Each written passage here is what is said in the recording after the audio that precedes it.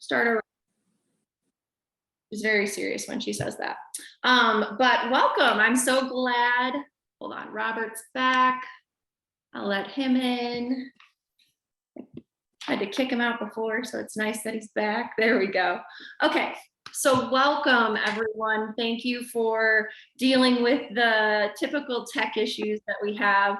I guess being 30 seconds early to Zoom, and I threw it off. For once, I was on time. But I'm glad everyone was able to make the link work and that we're all here this evening. And yeah, this is our first webinar that we can all be together. And so I thought I'd start. And Robert, feel free to turn your camera on if you want. I love to see people's faces. So, and you guys, if we have people that join us as we go, I'll just be adding them on as well. But first of all, welcome to the Hudson Aquatic and Unbridled Equine webinar. This is a little bit of a brainchild between the two corporations that we wanted to put something together to bring community and get questions answered, and really to start a conversation that I'm sure by you guys joining us, you wanted to have this conversation. And so first, I'll give you guys a little information about me. And so I'm Katie Hawkins, and I'm owner of Unbridled Equine. Unbridled Equine is based out of the Chicagoland area. It started, geez, I guess I'm at 6, almost 7 years now. And what it really started out of was to bring massage and MagnaWave to the performance horses of the Chicagoland area. And from there, it has just evolved into a business that really focuses on horse care at the highest level possible. So about 2 years ago, my business partner, we pretty much have the same name, Kate Wallace, and myself, Katie Hawkins. I asked Kate to join me in this adventure and for us to add rehab services onto our massage and MagnaWave services that we were doing. And this kind of healthcare in the Chicago area was, it's funny, people don't think of the Chicago suburbs and think of horses, but they're actually quite prevalent here. And there was a high level of care going on, but bringing the modalities of massage and MagnaWave and bodywork ideals as not just something that is extra fluff for their horse, but actually part of their horse's healthcare routine was pretty new when I started it 6-ish, almost 7 years ago, and now is becoming much, much more common. And when we decided to start Unbridled Equine Rehab and Performance Solutions 2 years ago, again, it was something that came out of a need that we saw in this area. Welcome, Cap. We'd love to see your face if you want to. Thanks, Pinnacle Equine. I'm happy to see all you guys. So really, it came out of a need that I was hearing from vets, that they were seeing the same issues over and over. And what they were disappointed about was the occurrence of re-injury, and that it is really hard to rehab a horse in a performance barn. Not only from the lack of equipment, but it is challenging to be hand walking a horse that is injured and needs to stay quiet when you have lessons and boarders and everything going on. And so it came out of just conversations with the vets in my area, and some blood, sweat, and tears. And Unbridled Equine Rehab started. I myself have been riding for 25 plus years, since I was a young kid. And I started off in eventing, and now I'm doing jumpers. So I like to go fast and jump big if I can. And horses have always been more than a hobby, but like a way of life for me. So to be able to work with them was really all my passions coming in, dreams coming true. To give you my background, I do have an undergraduate degree from the University of Illinois in animal sciences. And I, after undergrad, actually worked at the 2 Chicago zoos that are in the Chicagoland area, and worked with zoo animals. And then from there, decided to go back and get my master's of education from Dominican University, because education around animals was always something that interested me. And so I went back with my zookeeper background and then education to really facilitate all of the professional development for teachers in the area, to utilize the Lincoln Park Zoo in downtown Chicago for Chicago public school students. And so ideally those kids would come and learn from the zoo and not just come and run around and make bad choices. So that was where things went with the zoo world. And then I went on with life, got married. I have two adorable daughters that are 6 and 9. And from there, actually had some of my own health issues, specifically just really struggled recovering after my second pregnancy due to sickness. And I'm sure most people can relate, but then I threw out 3 discs in my back, which, is pretty common amongst equestrians. And so I, instead of having surgery, went down the route of finding different ways to heal my back. And what that gave me was really a want to bring that to the horse world, and thinking of a horse's healthcare as a group and not just individuals caring for the horse and not sharing with each other. And from there, it's really been a journey. And with rehab being the newest piece, that was where my partnership and Unbridled partnership came and started with Hudson. So when we had the rehab center pretty much situated at the barn that we were going to be at. So we rent space out of a facility here in the Chicagoland area. And then what we end up doing, and this was something that was agreed upon between my company and then the owner of the barn, was that he wanted to buy all the equipment and we would pay to use it. And so the nice thing is that he wanted pretty much our expertise in what kind of equipment we wanted for, and then he would decide, if that would be the best use of the money. And so I went on a deep dive into water treadmills because that was the pivotal piece that I knew I wanted. And the other pieces that are part of our rehab program we have a VitaFloor, which is a type of TheraPlate. We have it really is just a hot walker, but they call it a Eurosizer, the company that made it. And it's a large hot walker with a round pin in the middle. And then a solarium, we have a dry treadmill. And then we also have all of the other modalities like massage, MagnaWave, red light, laser that we use on top of all of that. The facility setup, the stalls, the turnout, all of that, it's situated very nicely for our rehab center. And really our icing on the cake was adding the water treadmill because there is a lack of water treadmills in the Chicagoland area. So when I did my deep dive, I really discovered why I wanted a Hudson treadmill there. It was the best one. And so I knew what I wanted.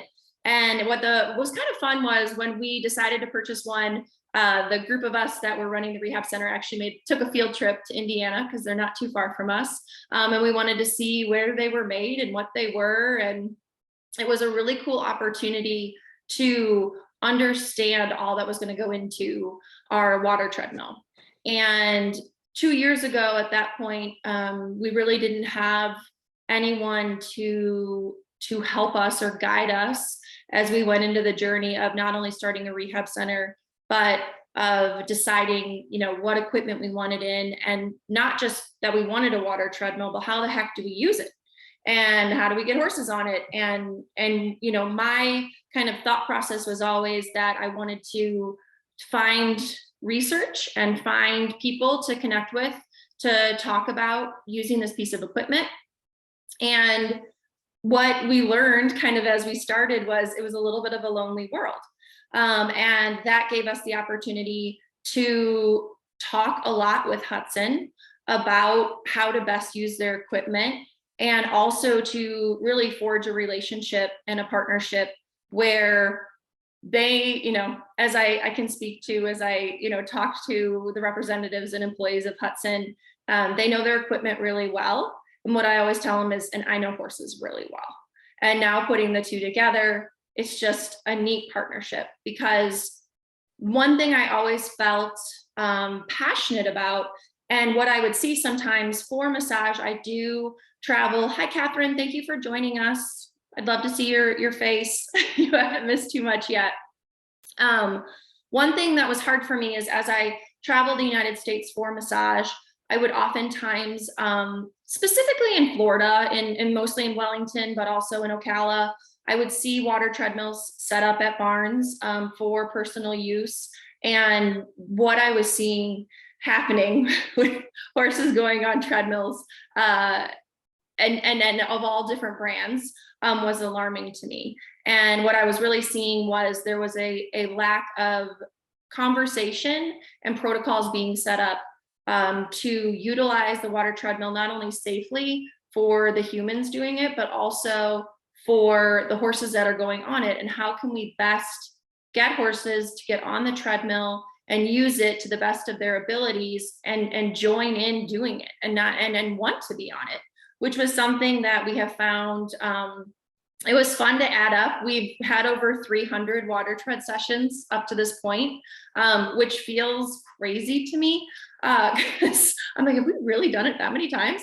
But then I think back to them all and I'm like, yeah, it's probably about right. And so starting to work with Hudson in wanting to bring the really practical pieces of a rehab center. Why do I have a water treadmill? How do I put it in my building? What does it look like to get a horse to get onto it, to get off of it? How much space do I need? Where do I dry him off? How do I dry him off? And this was a piece that the sales team was seeing was needed, and yet they weren't going to pretend to have that practical knowledge, because it does look different in every facility, but at the same time, horses are horses. So there's a lot that is similar. And my brain works in a way, and I think it was specifically when I wanted to train my 7 employees, was, okay, I want everyone to do this the same way. I want you all to have a level of confidence in what you're doing. And I want to keep it consistent for the horses, because that matters. And then I also want to make sure that the level of water treading that they're getting and what we're getting out of the horse is clearly communicated between ourselves as a work group, but also communicated with the vet that we're working directly with, the owner. And what I loved seeing were the injuries that we could heal and the level of fitness that we could get out of horses using the water treadmill safely and correctly, that we really couldn't recreate with any other piece of equipment that we had. So with that, Catherine, I think you just joined us. Thanks for joining us. I've just been doing some intros. You haven't missed the Q&A yet. And we started a little bit late, so don't worry. If you want, I'd love to see your face. If you want to turn your camera on, it's fun talking to you. But I wanted to give you guys a little bit of like ground rules of how we'll do this, just so everybody can get the most out of what we're going to share today. And any questions that you have, I want to make sure that not only myself, I answer as best to my abilities. Jess Smith from Hudson is here as well. You can wave your hand, Jess. There she is. Jess is here as well. And so if it's something related specifically to the business side of the treadmill, then I will have Jess definitely add in from her standpoint of how things go.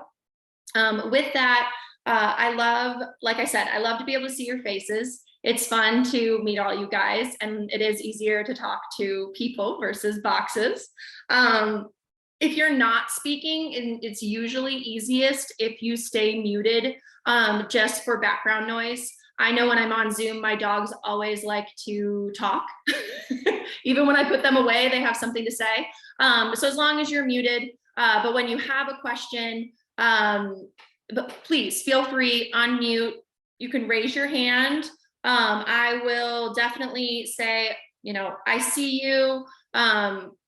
Oh, it saw that I rose my hand. I gotta lower my hand down. There we go. I will definitely see you. And I wanna make sure everyone gets a chance and an opportunity to ask questions. If you're not feeling like joining and asking a question, you can always put it in the chat as well. Catherine, I got your chat. That's something that you can use and ask your question there, and then I'll get to it when there's a little bit of a pause. The other thing is, if you have something that you want to add to when I'm answering a question or Jess is answering a question, or you have a question maybe that follows up to that one, write it in the chat and just say like, ooh, I got something I want to ask you right after that, that builds off that. That will help us kind of continue that conversation because I do want this to feel as a community coming together and talking. And I always believe in community over competition, that there are more horses than any of us can heal and take care of. And so if we look at it where we can work together, the horses will benefit. And truly everyone has something to add. The other pieces are, let's see. Oh, if you have to go anywhere and you don't have your camera on, feel free, you can go ahead and turn your camera off. But like I said, I love seeing your faces.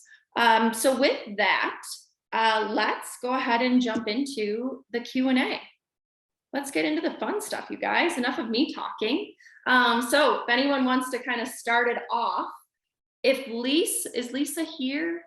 Lisa, you're here. I do have some questions from Lisa. Lisa, you would want me to start with one of those. Otherwise, anyone is welcome to raise their hand and or unmute their mic and ask the first question. I feel like there should be a prize for it. Who wants to go first?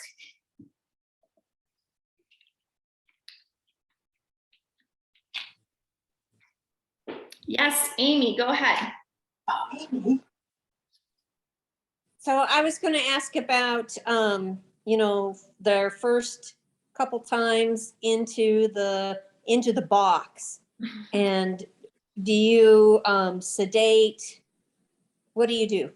It's a great question. Okay, Amy, just so I researched you guys a little bit because I wanted to know who was going to come today. Amy, you're out of Wyoming, right? Okay, yes. Cool. Awesome. Okay, yes, I found you. This is a great question, and one that I feel like people do differently. And so I'm going to speak from my experience and what I think has worked for me, and in my opinion, is something I encourage people to try. So if you didn't hear her question, and Amy, make sure I have it correctly, it's really starting the horses out in the water treadmill. How the heck do you do that? And this was something I found daunting at the beginning. So in starting horses, this is where I believe truly having the training protocol in place matters, because yes, using sedation is an option.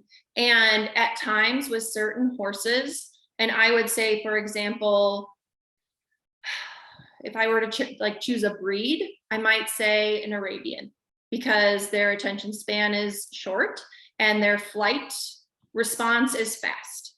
A quarter horse, not as much. And so I would take into consideration breed. My biggest thing is when you drug a horse, you're changing their chemical reaction to stuff. So if you're giving them ACE, whatever, Setavet, whatever you're giving them, you are in a way hindering their, on purpose, the attention to something, but at the same time, you're hindering their attention to something. The other piece I've noticed is when a horse is sedated, and I'm just going to use ACE because I think that's probably your safest sedation to use, from the fact that it is not habit forming. You can use it once and not have to like wean them off or do anything like that. And I like that it comes in different formats as well. You can give them the tabs, or you can put it in their mouth, whatever you need. But by using sedation, you're truly changing how they interpret the water treadmill and their ability to use their body fully in the water treadmill. And so I have found that really having the horse be part of their training process in the way that through repetition and through I'm going to call it positive reinforcement, but not in the way of using treats at all. I actually don't like using treats when it comes to getting them on the water treadmill, because I'm going to side pass into that a little bit. Anytime you start incorporating treats into it, well, one thing is when you're up on the sides, then you are kind of encouraging them that you're there to nibble on, and you want them to stay focused and straight.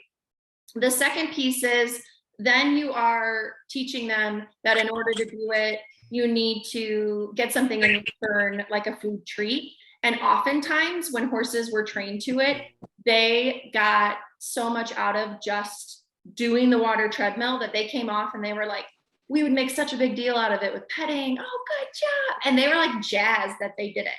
And in training them to it, that's where I feel like the piece of, hi, Divinia. Oh, do I have it right? Divin. Oh, I'm going to butcher your name. Sisson, Mr. or Mrs. Sisson. I'm glad you're here. I have everyone muted unless they're going to ask a question, and you can definitely raise your hand and or unmute yourself, and I'll definitely answer your questions. We just started them. I also would love to see your face if you're willing. So in training with them, one sec. In training with the horses, there we go.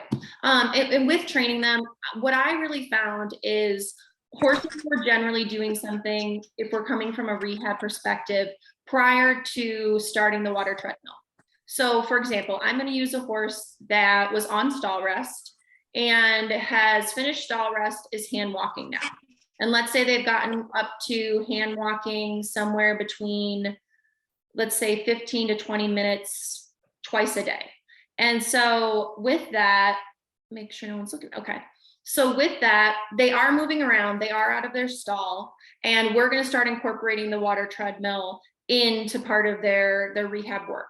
So with that, because the horse is hand walking, I start incorporating both doors open, hand walking the horse through the water treadmill.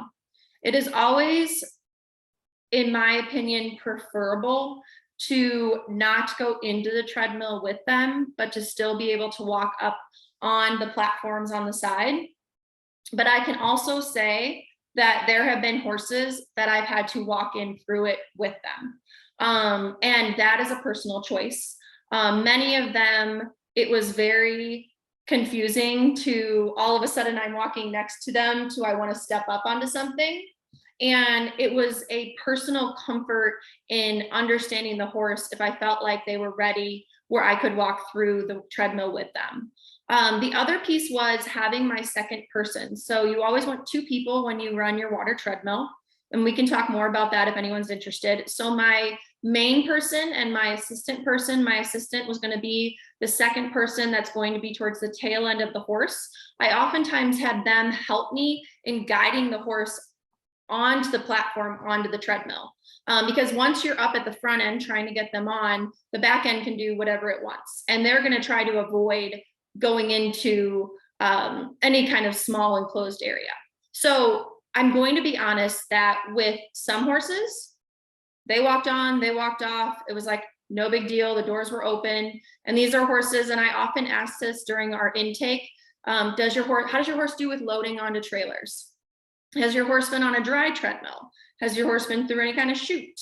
Anything that would be similar to an enclosed space that the horse is used to. And I had horses that we were able to start the treadmill, start the water, get them in, close the doors, no big deal, all on the first day. And we would like have a little party because that was awesome. And then I also had a horse that it took us a month to train the horse. And it was an Arabian, and he had been on a very extended stall rest. So and we did not have him for stall rest. So he had a pretty rough go at stall rest. And then when we got him, he had a fracture in one of his hooves. So using the water treadmill was ideal because we were getting weight off of that hoof while getting to have the concussion of the hoof to get things to start blood to flowing and to get stuff to start moving down there in a good way. We needed him to start moving. And this was the perfect way to have controlled movement. But he was an Arabian that had been in a stall for a really long time. And he really struggled. I would just say it was hard for him to recall and have a understanding each day of what he had done the day before. So it felt kind of like a goldfish, like we were starting over every day. But I can send you videos of that horse treadmilling. And the other thing was, we did try with that horse sedating him, and he was the horse I learned that it made it worse. It turned on his flight response even more, or he became so dull that he didn't even really want to walk up on the ramp. And so what I was realizing was, by acing him, he just either was completely turned off, or he was trying to overrun the ace and was being worse. And that's when we kind of backed up this whole training protocol and went at it one step at a time, literally. And it's so neat when each piece comes into play, because for me, there's kind of a step-by-step how you introduce it. So once I know it's a horse, everything we do at my rehab center is vet directed. And so when in talking to the vet, if I know it's a horse, or even a possibility that this horse is going to water tread and they're hand walking, we're putting the water treadmill into their hand walk with both doors open as just part of their hand walk. So they go down the aisle, we're going through the water treadmill. So we start to incorporate it as not a big deal, just like if you were walking through a doorway. And that was something we just did with all horses, if it was appropriate for where they were at and something they could handle mentally without hurting themselves, just incorporating it into their hand walk with both doors open, no water, nothing on, no scary noises, just going through the treadmill. And then once we really were treadmill training them, water treadmill training them, that was when we would start to add in the different pieces. So that made it more dependent on the horse. We did generally close doors prior to adding water or moving the treadmill. Hudson does have it. I got your question. Hudson does have it where you can, with just a small amount of water, run the treadmill with the doors open. I did try that, and that is a method that I think can work. My issue was, if they were needing the doors open, they weren't ready for the treadmill on anyways. Because if I could get them in there and get the doors shut and just have them stand there and take a breath, that was a moment. And someone did ask a really good question, Lisa. Yes, I charged for the training. I charged a flat amount. So for us, it's $350. If I trained your horse in one day, or I took a month to train your horse, and obviously communicating with the owner that this horse is having a hard time learning this modality. And if you will give me the time, I will get him. And like, that's one of those where, like, I'll never forget Clark, like I can go back and tell you his story, because he's back competing and he's back, you know what I mean? Like, it was worth the time. But I do charge for it, because to me, doing it right, even if it takes a little bit more time, that is a price point that I felt comfortable that the average horse took about 4 to 6 days to comfortably train to get going on the treadmill. Because your initial sessions, unless they have done it before, which our best treader was actually a cow, a cow that we rehabbed. Dwight was a rock star on the treadmill, and he had water treaded before, and it made me realize I should have gotten into cows, because they're really easy on the treadmill. They love it. And so really, it's going to take, in my opinion, unless you have a horse that's done it before or really is trusting, somewhere between 4 and 6 days where they get their water legs, so they start to understand what they're doing. And you can do it where you actually feel like they got a workout in. So in my feelings, I would rather have a set amount that, okay, your horse is going to be on the water treadmill eventually while they're here. I'm going to start the training the moment they can start hand walking, and I'm not going to charge you per time. It's just part of what we're doing with them. And that was something that the owners felt good with. The vets liked that we were making it so this wasn't something that was going to suddenly come at them. And we felt fairly compensated for our time, knowing that for some horses it's quick and for some it's not. And then, like I said, the different pieces of when do I always made sure I could shut the doors, but it differed by horse and by what they did as a discipline if I would introduce water first or introduce the treadmill first. And that to me is something that is taught by practice. And I can give an example. If I have like an FEI Grand Prix jumping horse or a really fit thoroughbred, there is benefit to weighing them down with water. Because remember, you can raise the water if it's hot all the way up, if it's the cold salt water about knee level or a little higher, and just have them stand in it. It's like if they were standing in a giant puddle, which is the scariest thing ever. I said, all you need to do is that like plastic bags, and we would really scare them. And so there is something to, if I know a horse can jump 1.60 meters, okay, so we can easily jump out of this water treadmill from just standing. Why don't I introduce the water first and get him used to the water? And because that's going to give me the benefit of weighing the horse down just a little bit more. And then once you're able, but there's other horses that starting the treadmill first, getting them moving actually gets their brain engaged in the movement, that you add the water kind of like, whoop, look at that. There's a little water in there. Oh, keep going, keep moving, keep going. And oftentimes when the water starts up and it makes that kind of gurgly sound as it, I like to pre-fill so that the water's as high as it can be before I bring the horse in. So you can pre-fill with hot, you can pre-fill with cold, especially for my horses that are just starting out. Part of our routine for prepping the horse and prepping the equipment is to have it pre-filled. That way, when I get the horse in and we get the doors shut, if I'm going to have them start moving first, that works for their injury and it works for the horse. Okay, my water, when it starts going up, it doesn't have to fill all the way up through the bottom. It's just coming right on top of the treadmill. And when it hears that little gurgle sound as it comes up, we often at that point have a fan on. We're talking to the horse. Maybe I'm talking really loud because I'm trying to get their attention. Maybe I'm rubbing their withers and keeping them focused on something else. And so depending on the horse's demeanor and really what their discipline and thought process is how I use the different elements of the water treadmill in their training.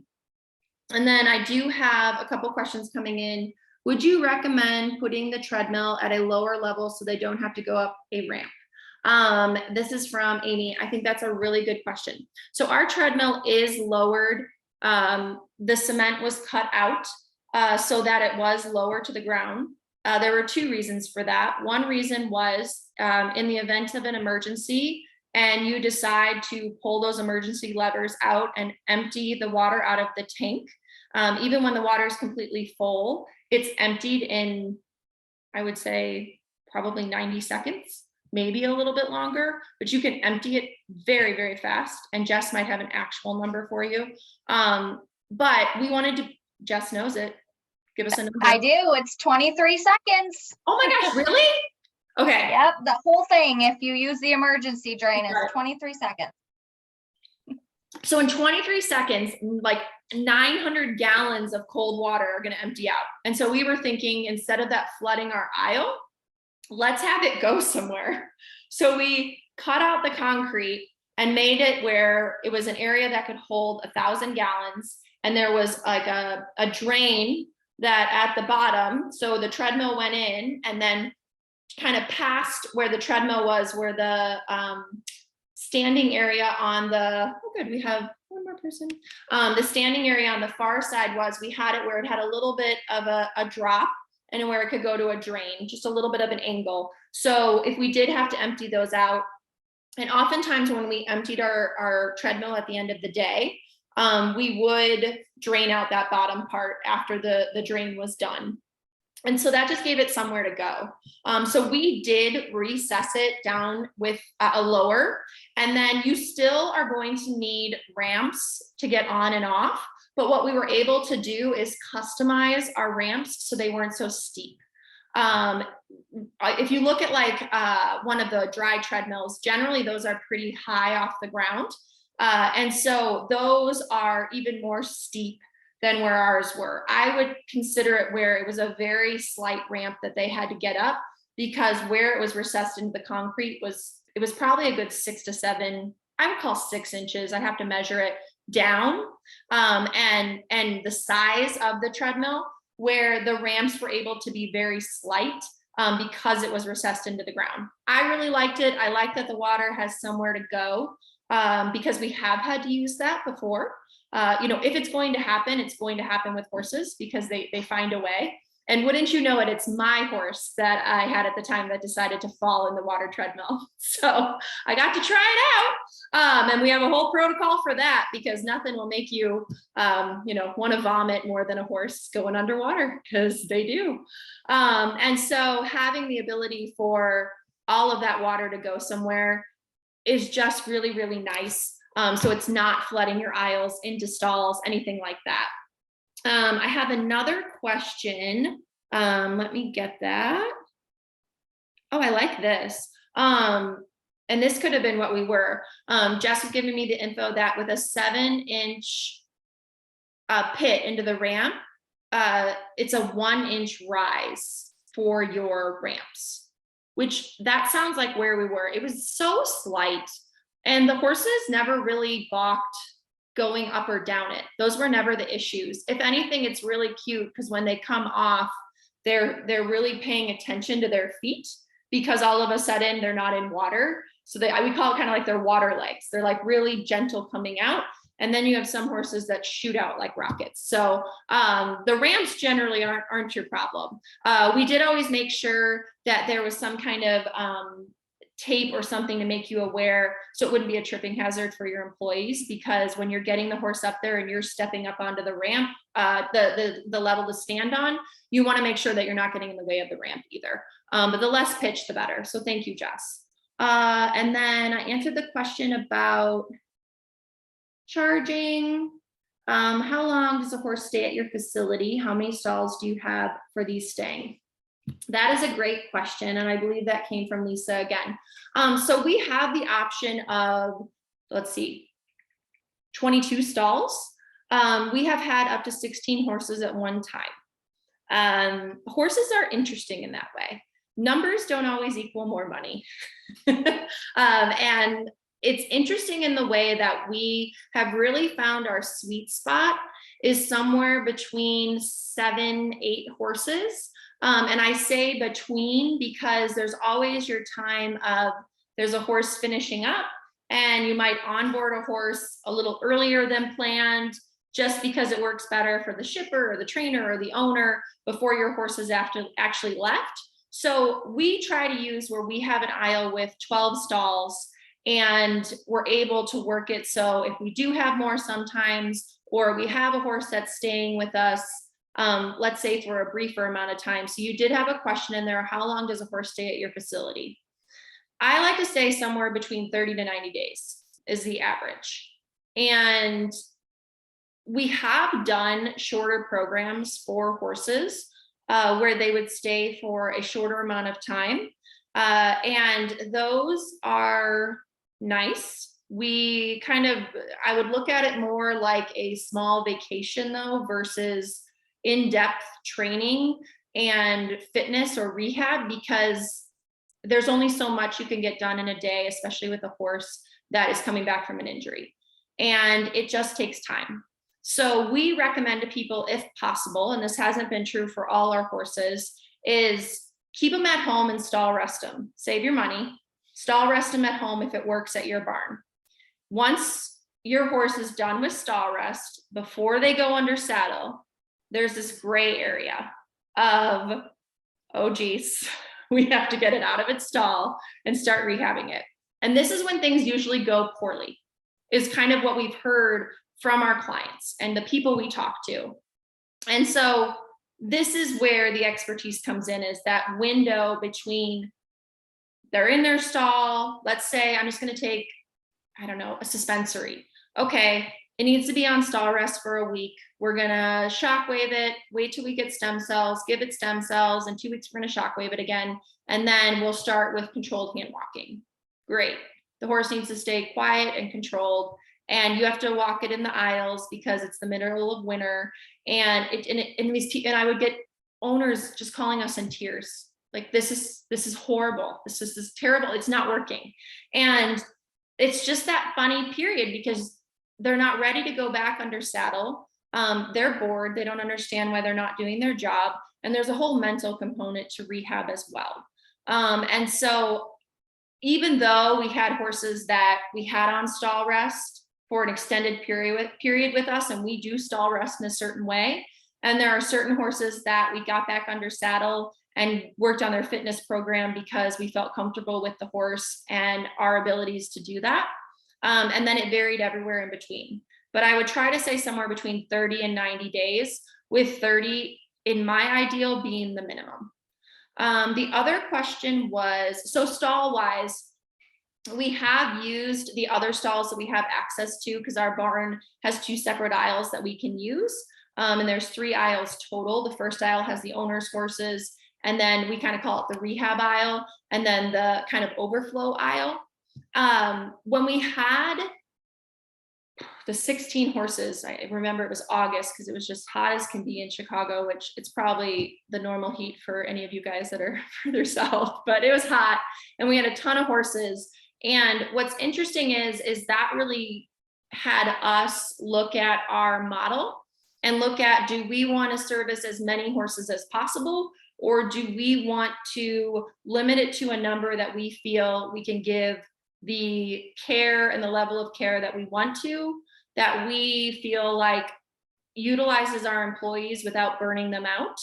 And the last thing I wanted to do was compromise the safety of the horses or the safety of my employees to get stuff done, because I'm always amazed at, and I think this is why rehab specifically is so tedious, is because it is just the minute details of stuff that matters. The moment you're trying to just get something done is when the weirdest thing happens. And that was really where we had to find what number of horses are we comfortable with and what variety of injuries can we take on at one time. Because if I have a horse that's hand walked 4 times a day, 20 minutes at a time, because that's what the vet wants, that takes a human doing it. Whereas, the wound care for my, the horse that we had, that a Frisian that impaled herself on a pole and survived it, God bless her soul. Wound care is something that is really tedious, but in a different way. And so she took a lot of time, but it wasn't in the way that I was using a lot of my equipment. Oh yeah, thank you, Jess.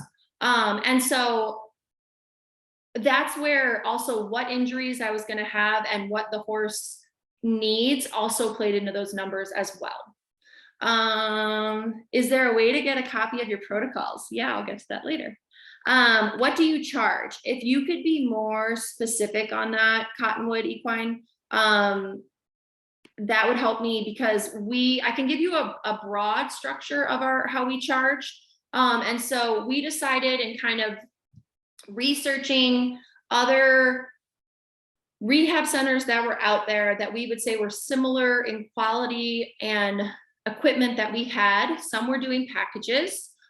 We really decided that we wanted to do pricing a la carte. And so because we rent space from the barn owner, he has his amount for board. So that is non-negotiable.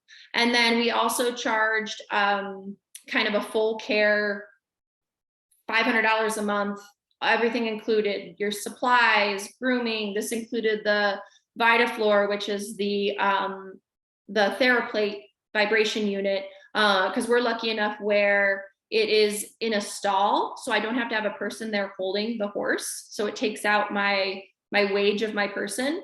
And then also the solarium, because if the horse is able to use the solarium, we would just groom under it. So it was something we could incorporate into a massage or grooming or cold hosing.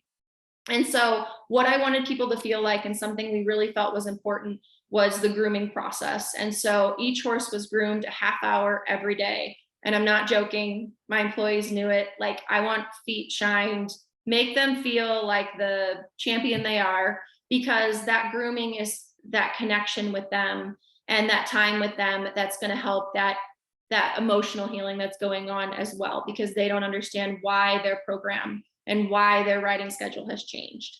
So we did everything a la carte by use, and the full care and the board was something that was just, okay, here's flat amount. Our board at our barn, we aren't allowed to decide, is $2,000 a month. That is high even for Chicago. Generally speaking, in Chicago, you'll spend somewhere around 1,500 for board, for I'd say 1,000 to 1,500 for board without any training. But that's not a dry stall. That's, you know, all in for your horse. And then training, depending on what level in the Chicago area that you're doing, can go up. That can add an additional 1,000 to 2,000 on top of that. So the price point to start for us is high. And that's something that we are starting to look at from a broader scale of helping more horses.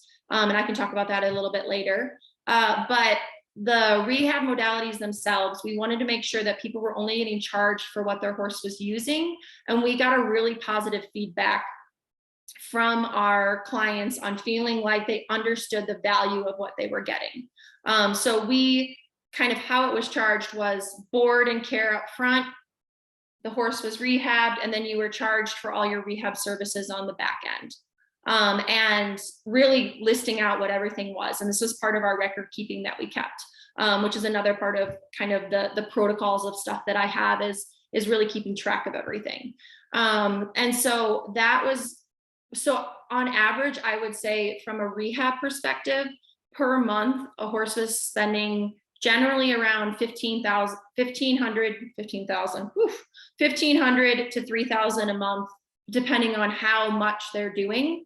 But just an idea, like I kind of tell people $1.50 to $2 a minute is like a rough idea for anything in my mind.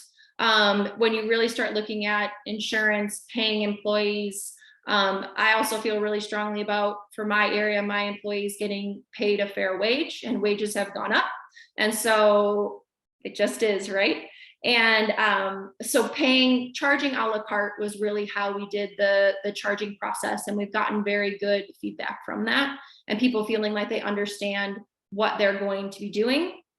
There's also a piece where, because we are vet directed, the vet might have an idea of, I want this horse water treading or dry treading 5 times a week. And then I'm going to be that middle person that says, in owner, here's how much it is to water tread or dry tread or whatever it is per week. What can you afford? And then can we find middle ground? Because we'd all love to be able to spend whatever we can on our horses. And then there's reality. And that's really where we try to get everyone on the same page with it. What are the day-to-day maintenance costs of the equipment? You know, for us, most of that, and I'll let Jess add if she has any ideas of like the maintenance that I'm missing. For us, it's really the labor of it. And so I like to make sure that at the beginning, like I said, I want everything, my person that opens in the morning, we have because it gets hot here in the summer, we have a larger chiller than the one that comes with the unit. And so we actually turn the chiller off at night to save money. And so my first person turns the chiller on if we're going to be using cold water. And then the other pieces are, I want them to pre-fill it. I want them to have all of our record keeping out and ready to go, and the horse's names written down that we're going to do that day. And then other than that, as long as they've checked the water, checked the temps, and checked any of the readers for the pressure to make sure everything's kind of running, there's not much to do prior to treading. On the back end, the only things we generally had to do were, we like to wipe our machine down after we use it at the end of the day, so there's not water sitting in it. It makes it just so it has less of the watermarks, and we just use microfiber towels on it, and then we don't use any kind of product, and it brings it, just cleans it right up. And then the other pieces are emptying the water out of the bottom, and then we generally like to check, and we are kind of spoiled, we don't reuse our hot water, and that's something that was the barn owner's request. So that has made the maintenance for our hot tank almost non-existent, because we aren't having to clean the pumps and the what am I thinking of, not the strainers, that's what I want to call it, but and Jess, you can give me the proper name, but when we would open up you know, the thing I'm talking about that we take out and clean. Cartridge filter. Thank you. It makes it a lot easier for us with the hot water. And that's just something, because we're on a well, the barn owner decided to do, and used a hot water heater that is an instant hot water heater. But it does make it where we have to fill our tank as soon as we start a horse in it. And generally, if we use all the hot tank water, then I have to do a cold horse. So there's a little bit of managing to it. But we really try to get our horses as clean as possible prior to putting them in the water treadmill, cleaning out their feet, hosing off their legs, braiding up their tails. So trying to get as little debris as possible into the piece of equipment so that there is less to clean out. And then when we are having to clean the filters and the monthly, I just have a checklist of stuff that you go through. On the day-to-day, it is not overly intensive. It's more making sure everything is working and running and it's ready for the horses to go through it. If that helps with I that. just have one thing to add. Yeah. Just as a disclaimer, Katie's Aqua Pacer is like the Cadillac of all Aqua Pacers at her barn. So Give us something better than a Cadillac. Come on. sorry. They're the only people that don't reuse their water, which, I mean, that's fantastic, but it's not necessarily realistic for everybody. So your water will drain back into your tank. And with that, we have the cartridge filter, which is 420 square feet. So that's going to get a lot of your debris out. And we also use an ozone secondary sanitizer on there that also helps kill the water, make it cleaner, increase your water life. But there is a little bit of water care that goes along with that. I mean, you do need to test your water and you might have to put some chlorine in, not a lot. The ozone is going to help get rid of that too. But like she said, hosing your horses off, washing them off before they get in is going to be ideal for that, just to help your water last longer. As far as day-to-day machine maintenance, there's not really wipe it down, but there's really not a lot that you have to do. And we also have an energy saver program built in. If you're not going to turn yours off every night, you can go in and program when you want your research system to start. So usually we say set that for 2 hours before you plan to start treading. That way your water will warm up. It will all run through the research system. Then you can test your water, add anything you need to, and then it will continue to run through. Then at the end of the day, set it for 2 hours after your last patient or your last horse. And that'll give you another chance to test your water, add anything you need to, and then it's not running constantly all the time. As far as weekends, or say you want to take a vacation, you can set that so that it won't run. It'll just kick on every 6 hours and run through a full cycle just so your water doesn't get stagnant. Correct. So, and we did, let's say it was a time when we weren't, we were treading more cold or more hot horses, depending on the injuries that we had. We did use the research system and we did have it set up where it generally would kick on at 6 a.m. every day, because we started treading horses somewhere around 8 or 9. And then ideally being done by 4. And we were able to, know that if, we forget something or didn't do something, it's still going to run and turn on and recirc and do all of that. And, as nice as it is that our water, our hot water is not reused, I don't think it's a necessity. I think it's something that this barn owner wanted. I do have a little bit of an eco problem with it and just wasting water, because I do think the system does a nice enough job of cleaning it that there's no need to dump the tanks every time. And the cold water specifically, since we were able to know we were not dumping cold water, because that salt costs money and nothing is going to grow when it's 32 degrees and has 200 to 250 pounds of salt in it. And so we would really know how well our employees were prepping our horses based on that cold water and what we were able to get in or out of it, or how clean or not clean it would stay. So that prep work is really what saves you from having to do things on the back end. And then we just had a plan for when we would take filters out, soak those, clean those, put those back in, when we were going to do the larger maintenance that had to be done. And then what I always loved and really appreciate is that Hudson has that emergency number that, okay, this isn't working. And I believe we only had to call it once. And of course, that guy that answers, I forget his name, which is horrible of me, but he's awesome. And it was something that the horse had actually made it where the system shut off because it like tripped the system by how it kind of like jumped around. And all we had to do was like a hard restart at the box. And so it was actually quite a simple fix. And it was just as simple as talking to someone, but it's always one of those things that happens on like a Saturday at, 7:30 a.m. And you're like, oh, I'm not gonna be able to tread any horses today, but you are, because somebody's gonna help you. But really the maintenance of it is easy to put into a program with your staff and get done consistently, and keeping your horses clean is going to help you more than anything. Okay. I see. Okay, hold on. Did you choose Aquapacer for a specific reason over other brands like Horse Gym, etc.? Yes. Jess, do you have my list handy? Do you have my dorky list or no? I can get it. Let's come back to that one, because I one day put a list together of why I liked Hudson better than anything else. Because let me tell you, that Horse Gym lady, because I had their dry treadmill, she wanted me to get their water treadmill. And when I would shoot back at her why I didn't want hers, she couldn't compete because my reasons were right. And then I was funny. I like sent Jess one day, like, Jess, here's why I love this treadmill. And like, it was like a love letter to Hudson. So we'll come back to that one. And there are a lot out there, specifically in Europe, where they, it's called physiotherapy, but they're rehab services. But I specifically wanted something I know here from the States, just to be able to get parts. And we were also starting a rehab center during COVID. So getting pool parts was very hard. And so things that we wanted to make sure we were going to have access to. Have you had any trouble in the winter with insulating tanks? So that's a great question.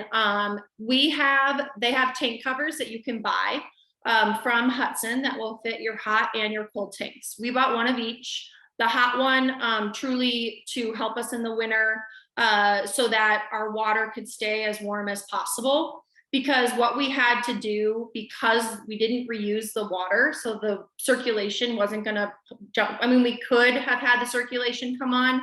What we ended up doing is on our last horse that we hot treaded, we just didn't fill the tank again. And then we would fill it in the morning because our water came into our tank at 100, it comes in at 104 degrees. And so by the time it sits there, then it's 98.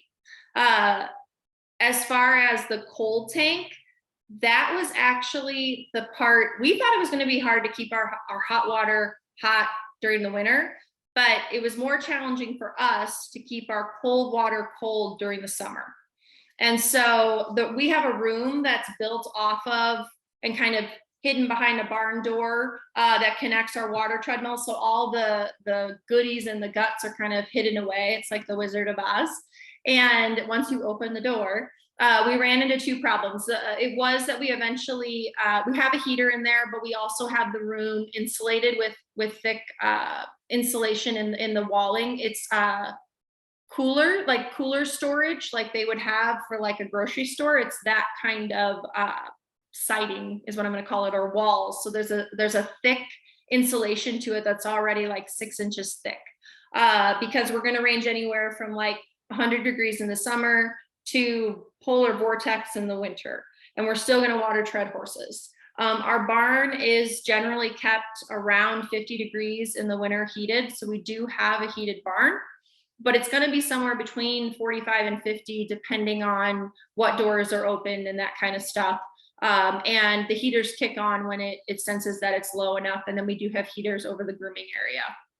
And with having the tank covers on and then the room being insulated, we really didn't run into any problems. Our main problem was that the chiller was bought, is too big, is too strong for the room. And so we did have to get a ventilation system to vent out the heat that comes off of the chiller. So this is saying you don't need a 10-ton chiller. Please, you don't need it. This was just the barn owner's choice. And so our biggest issue was that our chiller would get too cold and then it would shut itself off. And so we had to get ventilation for the chiller in the summer. But other than that, keeping the tanks at the correct temp has really not been an issue. And I think most of that is due to the tank covers and the room having insulation in it. And the room is kind of, I would call it like a lean-to off of the building. And then Lisa asked, what are the laws about rehab in your state? Do you have to be a PT? How direct supervision do you need from a veterinarian? Ooh, I love this question. It's such a good one. So I'll answer the first one. What are the laws about rehab in your state? This is where I hope and believe that the rehab world is going to get, and I hope to be part of this, is going to get to where there are more certifications, licensing, that kind of stuff in place. At this point, Illinois doesn't have any laws about rehabbing horses because people just do it in their barns. And as far as my opinion personally, I truly believe in staying within my scope of practice. So this has started when I started my massage business, is that I wanted to truly stay in my lane and within my scope of practice, because this is how everyone really works together. Because now I, am able to, where vets refer horses to me because it's a soft tissue, thing going on. Oh, this horse is tight through their back and their glutes. Here's who you should call. And they know that I'm going to stay in my lane. And so I took that same approach, because for me with massage, if an owner has me come out and they think that my massage session is going to heal this horse, and I get there and in the back of my mind I'm like, well, this horse is neurologic, I'm never going to say that. Nope, I don't know if it's neurologic. I didn't do the blood test. I haven't done the testing for it, but I can see things that have shown me that, you know what, I don't feel comfortable actually putting my hands on this horse right now. I would feel best if you called your vet and then we touch base after the vet comes out, because, and I always put it back to, I want to use your money the best way. Like, I don't want to massage your horse and that money could be spent better elsewhere. And I truly mean that, because as a horse owner and someone that they are trusting their horse's care within, I want them to see that I get it. Like, there's always places to be spending money on horses, and I want them to be able to spend it where it's needed. But that's also staying within the scope of practice. And when we started the rehab center, that was the reason. It didn't have to be this way, but I wanted it to be where everything was vet directed. And part of the reason is because I had already worked with all the vets in the Chicagoland area, but the other piece was I wanted this really to be a team approach. So it's the farrier, it's the dentist, it's the vet, it's me, it's the body worker, it's the trainer, it's the owner. Like, let's all work together. But ultimately, I want the vet to be the one calling the shots, because when it really came down to it, at times there was, the vet knew the injury, but was like, you know what? I don't have experience with doing this injury in a water treadmill. And we'd have a conversation about it. Well, here's what I've done with that injury. And we'd go back.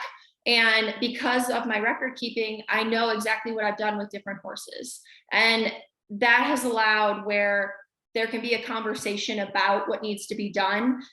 Because some vets in my area are like, I don't have a lot of experience with rehab equipment. I haven't been at barns that have it. Like, let's figure this out together. And that's just enjoyable for everyone involved. And I think it gives more legitimacy to rehab centers as a whole. If you are just working your own horses and you want to work them any way you want, that is totally your choice, right? But when I'm working for someone else on their horse, to me, having the vet as part of it and as part of the team is non-negotiable. So I did have some trainers that would want to send horses because they've gotten the diagnosis or they think they know what's going on. And they're like, oh, I don't, no one has time, I try to make everything as streamlined as possible. So everything is through DocuSign and can be done on your phone. And it's so easy to do things. And I have trainers that want to just send their horse in, and there's nothing better than knowing your no. Like, nope, not until your vet fills out what's almost a referral form for them coming, because I respect the horse too much to have it come in and mess it up. I want your vet part of this. And if they really want the horse to come, they're going to get their vet involved. And the vet needs to be involved anyways, because if we're rehabbing an injury, they're going to need to come and work on that horse at some point. And on top of that, we do not have a vet on staff. We have a vet that is rehab certified, does chiropractic, acupuncture, and Western medicine, normal veterinary work as well. So if there is a vet that, let's say the horse is coming from a university or a surgical center and the vet doesn't come out, oftentimes they'll ask, do you have a vet that we can work with? And then you're just adding on, adding people to your team. And that works really well also. And so for me, streamlining processes and making sure everyone is on the same page. But for me, I love having the vet lead, and that has allowed me more and more to work alongside them and to have really good results. And then you do not have to be a PT. Having my bodywork background has been immensely helpful. And what I like too is my employees come from all different backgrounds as well. And so all different disciplines, they all know different things. And so I really feel like your team is going to be as strong as each individual versus just one person knowing something. And I'm just going to let you know, I'm going to answer, let's say, 2 more questions, just because I want to be cognizant of time. I know we started late, but don't worry, the conversation will continue. And then how direct supervised do you need from your vet? So the vets generally, like I said, we asked for the referral form to be completed.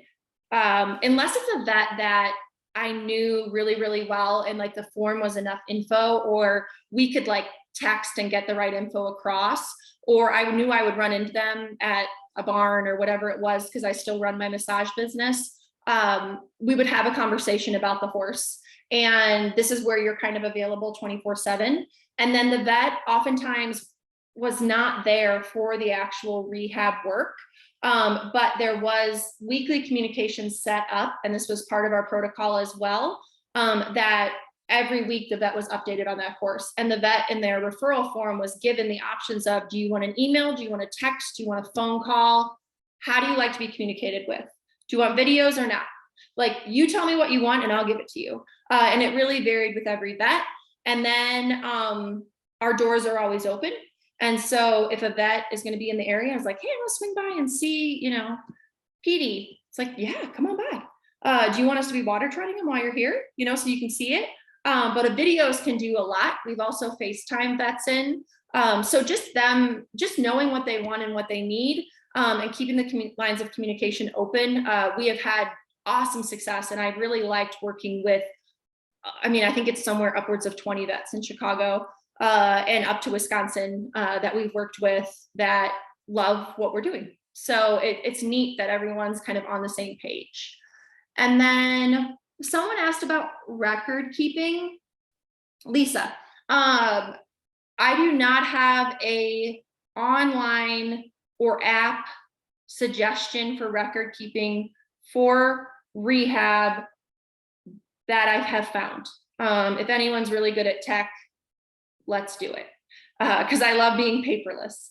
What I have done is, out of necessity, created our own charting system, because to me, the checks and balances of communication between my employees and billing, my employees and vets, everything needs to be communicated, and it needs to be done on the day-to-day and clearly, and it's all quantitative and qualitative information. And so we have it where we actually just have a binder for every horse, and we're still doing it with paper. I have all of my records for massage through Cavanti, and I've used them the whole time I've been massaging. I have mentioned to them, hey, you want to make a rehab portion? But they're based out of Europe, so it's hard to always connect with them. But I have not found an online management system that can keep records for rehab specifically. And so that's something that I imagine will come. I mean, I just got the email today about the Ocala Rehab Center with the University of Florida, and like, that looks gangbusters, you know, like I want to mention to them, do you have anyone that can build an app? And so, yeah, I think it's going to be coming. But I think right now, what I have found is to streamline the system of how to keep track of everything is really just through trial and error, and have found here's the information you need to know for all these different avenues: communication, billing, talking to owners, talking to vets, everything like that, and keeping everything consistent, because your employees are not always going to be there on the same day or be able to talk to each other. So just so everyone knows where to find the correct information. And then, Jess did have two things she wanted me to cover before I give you guys the info at the end. She wondered, do you want me to go a little bit into using hot water versus cold water and what the benefits are to each? Or is that something you guys feel, I guess raise your hand if that's something you'd be interested in. Oh, I like a thumbs up. That's good too. Okay, so hot versus cold. Again, there is not a cut and dry answer to any of this. And this is where rehab is specific to each horse and each injury, and it has to be, in my opinion, tailored to that. And that is why you need your vet's input. But generally speaking, the hot water I often use for anytime I'm getting fitness in a horse. You want to look at using the hot water to choose your height that you want to fill it. And your height is going to change how the horse's stride goes either through, over the water. So if I want a horse to have hot water, very little weight bearing, I'm going to raise that water all the way up to their belly and get them as buoyant as possible. And then their stride, they're going to be going through the water. If I want a horse that is, and again, this depends on the height of the horse too. When I have an 18 ham warm blood, I may not be able to get all the way up to their belly. And, you know, it also depends on how big their stride length is. So this is where you want to start to learn the horse, because the height of the water, you want to think about what part of their leg is coming out and what part of their leg is staying in, because that's going to tell you what area of the body it's working. The other thing, and this goes for hot or cold, in my opinion, is keeping the horse straight, because we want them to work their body evenly. And this is the portion that really allows you to have the horse start to fix the compensations that might have caused the injury in the first place. So getting them to work evenly and straight and engage their top line. This is why I encourage people to get water treadmills over pools. Research is out that in pools, horses are not natural swimmers. They're inverted in the water in order to keep their head above water. And although they are buoyant and using their whole body, they are not able to engage their top line as well in order to keep their head above water. So having something where you're able to control the water and the horse is working and able to stay straight and engage their top line is huge. With the cold or with the hot water, there were injuries.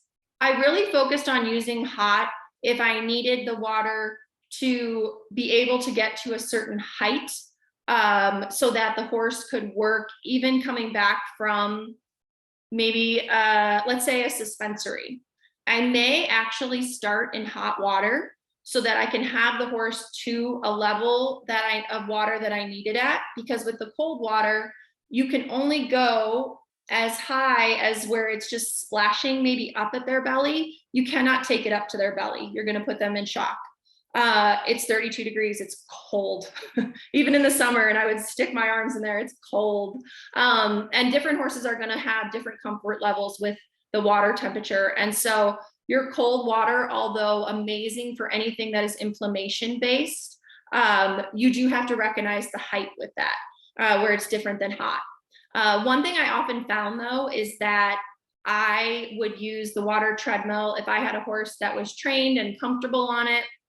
And let's say I want the water up to a certain height because I want, let's say I'm going to say we would use it as like below the knee, to the hock, above, you know, up to the stifle, whatever you want to use as your marks. And then I would sometimes, if I had, let's say, a horse with a deep digital flexor tendon that is inflamed and that's why they're with me, the horse is back to working but can't have weight bearing work yet, so they're not under saddle, they're in the hot water, I want them to be moving through the water, non-weight bearing. And then at the end, if I have a horse that's well trained and well accustomed and comfortable with my water treadmill, I'm going to drain the hot water all the way out, and then I'm going to fill it with cold and ice their legs.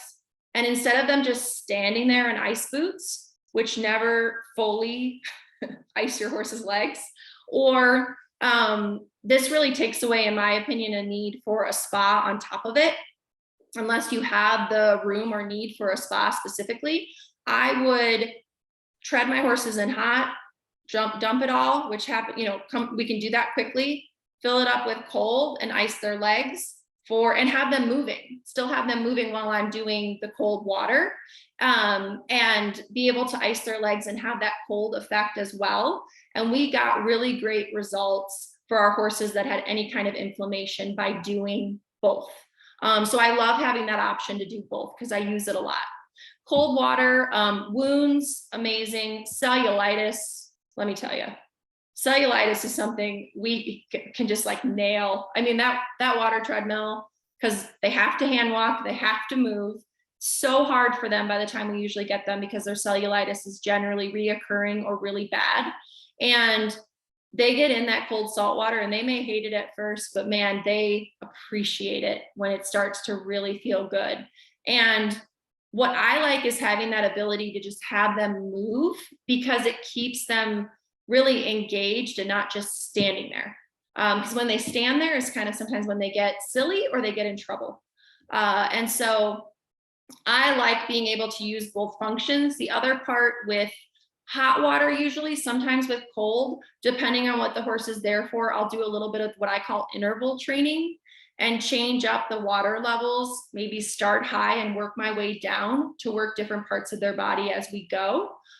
So looking at the different elements of speed, water height, water temp, duration, and playing with that, you're able to do a lot of different things to work your horse based on the injury.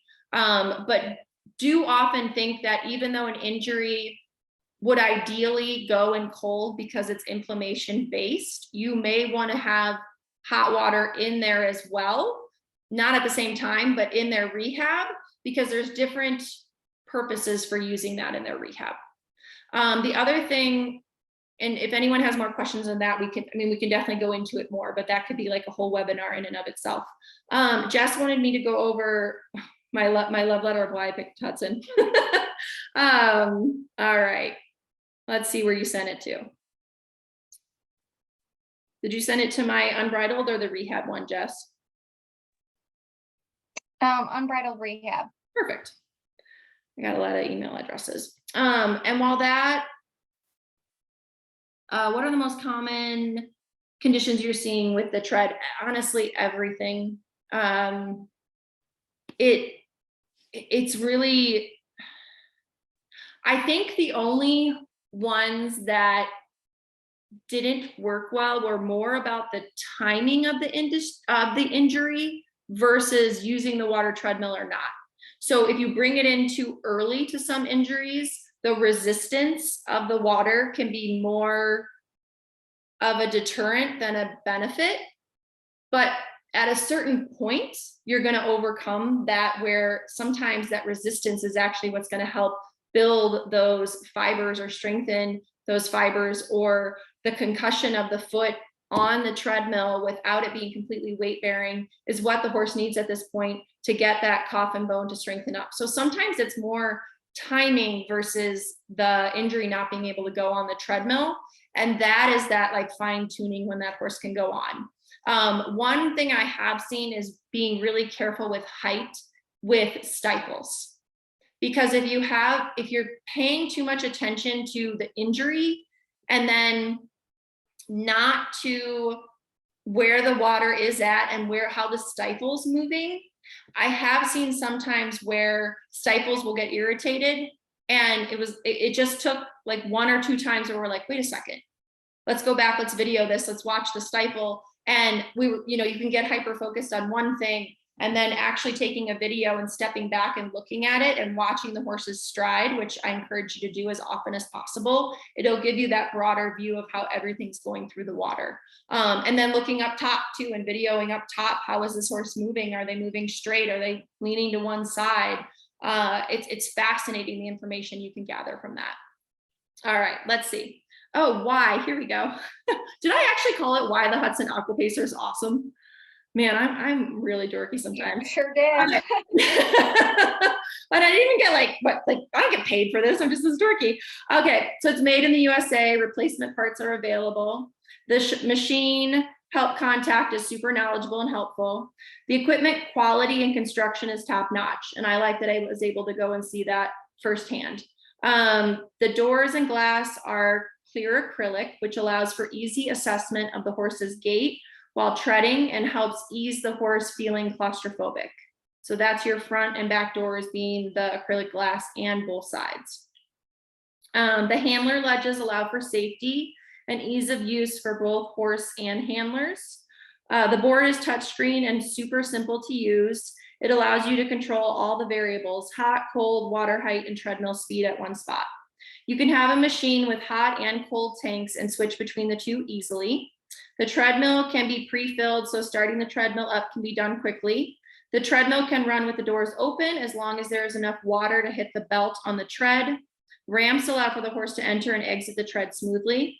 The treadmill is long enough for the horse to work with his head low at a neutral position, which is important for top line muscle development. Speed can accommodate all breeds and disciplines and how they move differently. The emergency stop button and easy open levers allow for the treadmill to stop and water to drain quickly if accidents occur. The horse is relaxed and enjoy their sessions, and we have had amazing transformations using our water treadmill for rehab and performance. And the before and after pictures, like that's your bread and butter. They don't lie. And there's some where a horse has truly come, just watching, if I can really say like this horse has done this modality and this modality, and their biggest modality was to come and use the water treadmill.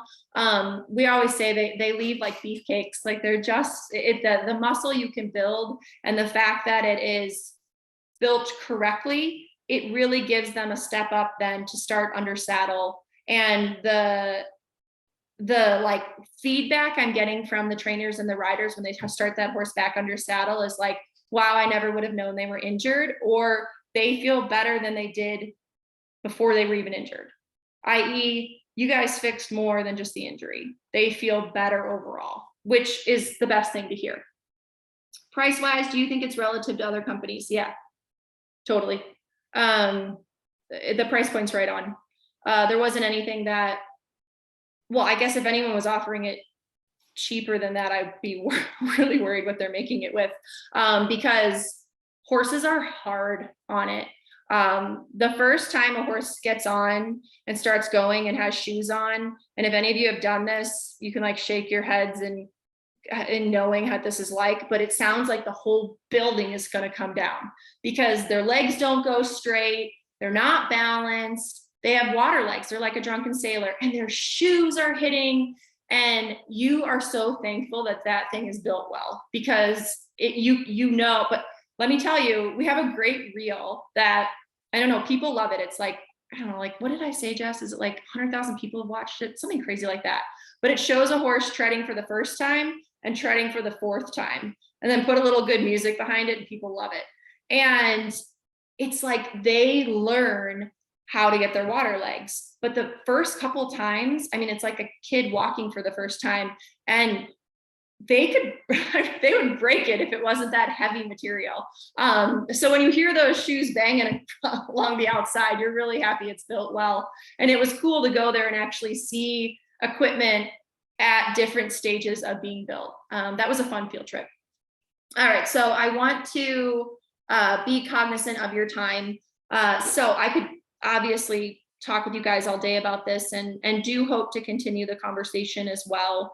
And truly, like for me, and in talking with Hudson, wanting to offer a webinar series like this where we could do more is truly to open up the floor to people. I'm not going to claim I'm the expert, because no one is. And what I will do is share my experiences, good, bad, and the other. And what I think is just oftentimes being the first one to talk, knowing that you're never always going to get it right, and being okay with that is just the first step. And I wish there was someone that was talking about it before I put this in, because it was certainly scary to do this and just be like, well, here we go. Hope this goes well. And then that really led me to wanting to get protocols and information together so that they could be handed on to people that are starting out a rehab center or are using this for their horses and want to be able to train their staff. And so really pieces that I put together, and with Hudson's support and through our partnership together, I was seeing there was a lack in the industry of education, and education is something that I enjoy. And so in partnering with Hudson, they have encouraged Unbridled to really go into where we can start offering on-site training, orientations, and work with you guys one-on-one. And this is something that Hudson is just adding to their options for people. It's not something they benefit from other than it's the right thing to do. And no other water treadmill companies are doing it. And what I love hearing from the sales team and from everyone at Hudson is that they want people who have their equipment to be safe and be successful. And to me, the piece that was missing was, well, we have to educate people then. Well, there's nothing out there. And so, all right, well, let's start something. And I know that the way I learn best, and especially with horses, is someone walking through the process with me, because every horse is different. Every situation or setup is different. So for example, I could bring you to my facility, but if you're not dumping hot water every time, and you don't have this space like I do to have a horse get on and off, or you have a different climate, it's going to look different at every place. And the horses you're working with, if you only are going to work with reiners and barrel racers and quarter horses, and I'm having you work a bunch of, warm blood dressage horses, it's not going to be the information you need and you need to see. And so that is where Unbridled is like, okay, we want to get into people's barns, help them either learn how to use the water treadmill after they've bought one, have them learn through consultations what you need to do from a liability standpoint. How do you make okay, it took us forever to figure out how do you make a liability form for horses getting on water treadmills that's going to cover your butt, because there isn't one out there. Okay, well, let's find the best equine lawyer in the United States and work with her. Well, that stinks because it costs a lot of money. So, all right, let me work with people to get a liability form for them, because even finding insurance for a rehab center, there's not equine insurance companies. So we had to just, all this research we had to do, where I'm like, if I could have just had someone to help me, it would have saved me so much time. And the other piece is that having someone that can consult with you and talk through either troubled horses, issues that you're having, training of employees, a protocol you need to put into place. Sometimes having an outside source brings just a new perspective and a fresh set of eyes, and can really talk through something with you and bring their own experience, but talk through a problem or talk through maybe a new idea that you're having. And one thing I'm kind of seeing in the market, and I'd love if people did this in other areas, but I'm calling it, we're taking rehab on the road. We're going to go out and start training owners and renting the equipment that we can bring to them so that they can rehab better at home in their home barns, because our price point is an issue for a lot of horse owners. And we realize that. And in some ways we're stuck because it is what it is. But our goal and our belief has always been to help horses heal. And so I'm like, well, let's go mobile. Why not? And so we're gonna take rehab on the road, because a lot of what people need is that education piece, and that includes us. And I love when I work with a new vet and they teach me something new, and the first thing I can say is like, this is so cool. Thank you for letting me watch that. Like, awesome. I'd never seen that injection before. And it's just a constant learning process. So that really takes me to finding Unbridled Equine. You can go to our website, unbridled-equine.com. You can find kind of how we've set up our website into the rehab center, massage, MagnaWave, and education. And then we're on social as well, which I know Jess and I can always talk about, like, man, social media, I could use a full-time person that is younger than me just to do that. Because social media, although a free advertising, if I have to your algorithm one more time, I might lose my mind. But just in my own painstaking ways of hiring a marketing coach and learning, okay, how do I do this? How do reels work? How do I TikTok? Like, I don't know. I got 2 kids I'm taking, to softball practice. How can I fit all this in? And just really learning what works. And then being able to pass that along. Paperwork, protocols, liability forms. Like, you want to buy my liability form, save your time? Sure, I can. I can make it work for whatever your business is, and we can tweak it. Because I don't want you to have to pay this lawyer. That's money that's painful. It's like buying gas, it's like, oh, that's not where I want to spend my money. And the equine lawyer has a lot of horses, so must be doing enough equine work. But it's important because really getting your business up and running correctly and with the right vision. And to me, you're selling a brand of healing for horses. And for me, I want nothing more than that to be consistently a high level of care, safety for the horse and the people doing the rehab work, because the licensing and the certifications are not out there yet.